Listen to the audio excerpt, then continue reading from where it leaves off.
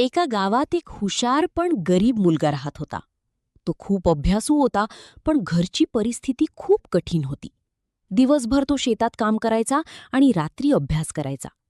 गावातील लोकांना त्याच्याकडून खूप अपेक्षा होत्या. हा मुलगा नक्की मोठा होईल असं सगळे म्हणायचे. पण जेव्हा परीक्षेचा निकाल लागला तेव्हा तो एका विषयात नापास झाला. गावातील लोक त्याची टिंगल करू लागले, त्याला वाईट बोलू लागले. तो खूप निराश झाला. शिक्षकाचा सल्ला. तो आपल्या शिक्षकाकडे गेला आणि म्हणाला, "लोक माझी खिल्ली उडवत आहेत, मला खूप वाईट वाटतंय." तेव्हा शिक्षकांनी त्याला एक काम दिलं. एका भांड्यात दूध भरून गावभर फिर, पण एक थेंबही सांडू देऊ नको. अनुभव. तो मुलगा भांडे घेऊन गावात फिरू लागला. लोक पुन्हा त्याला चिडवत होते, हसत होते, पण त्याचं लक्ष फक्त दुधावर होतं. तो इतका एकाग्र झाला की त्याला कोण काय बोलतंय याचं काहीच जाणवलं नाही. आणि शेवटी तो एक थेंबही न सांडता परत आला.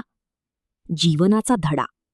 शिक्षक म्हणाले, जसं तू दुधावर लक्ष दिलंस तसंच तुझ्या ध्येयावर लक्ष ठेव. लोक काय बोलतात ते महत्वाचं नाही. बोध. आयुष्यात यश मिळवायचं असेल तर फोकस, एकाग्रता खूप महत्वाची आहे. लोक काय बोलतात हे दुर्लक्षित करा.